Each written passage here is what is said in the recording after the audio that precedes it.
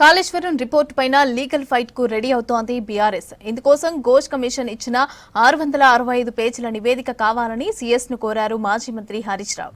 కేసీఆర్ తో పాటు తన పేరును సీఎస్ కు లేఖలు ఇచ్చారు.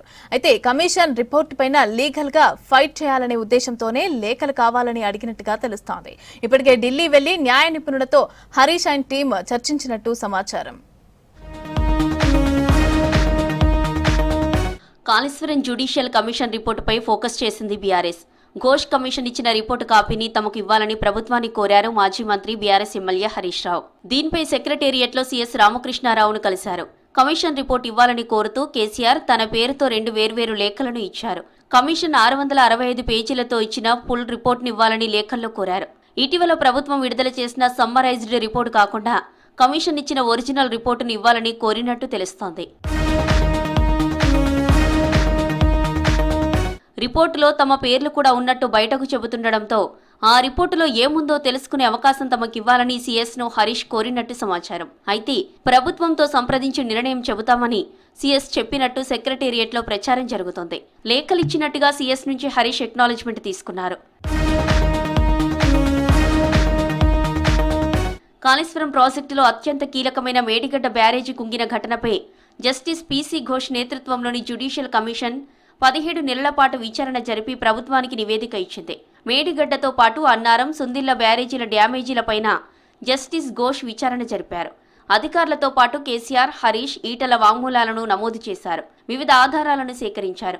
వాటన్నింటినీ ఆధారంగా మేడిగడ్డ బ్యారేజీ కుంగడానికి కారణం కేసీఆర్, హరీష్ రావులేనని రిపోర్టులో తేల్చి చెప్పారు. తుమ్మిడిహట్టి నుంచి మేడిగడ్డకు మార్చడం, అన్నారం, సుందిళ్ల బ్యారేజీల లొకేషన్లను మార్చేయడం వంటివన్నీ ఏకపక్ష నిర్ణయాలేనని స్పష్టం చేశారు.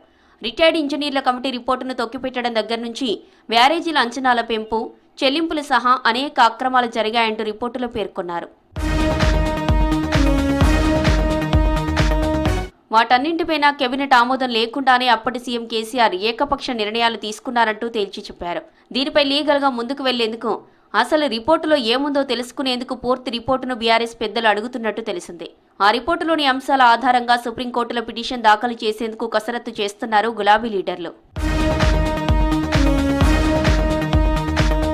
కాళేశ్వరం జ్యుడిషియల్ కమిషన్ రిపోర్టుపై లీగల్ గానే ముందుకెళ్లాలని బీఆర్ఎస్ పెద్దలు నిర్ణయించినట్టు తెలుస్తోంది.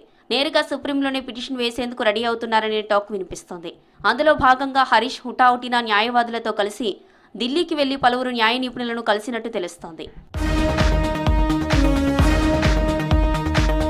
గురువారం సంగారెడ్డి కలెక్టరేట్ ఎదుట రైతు ధర్నాలో హరీష్ పాల్గొనాల్సి ఉంది. అయితే కేసీఆర్ నుంచి ఫోన్ రావడంతో ధర్నా మధ్యలోనే అక్కడి నుంచి ఆయన వెళ్లిపోయారు. ఎర్రవల్లిలోని ఫామ్ హౌస్ లో కేసీఆర్ తో సమావేశమయ్యారు. గురువారం సాయంత్రం కేటీఆర్ కు కూడా కేసీఆర్ ఫోన్ చేసి ఫామ్ హౌస్ కు పిలిపించుకున్నారు.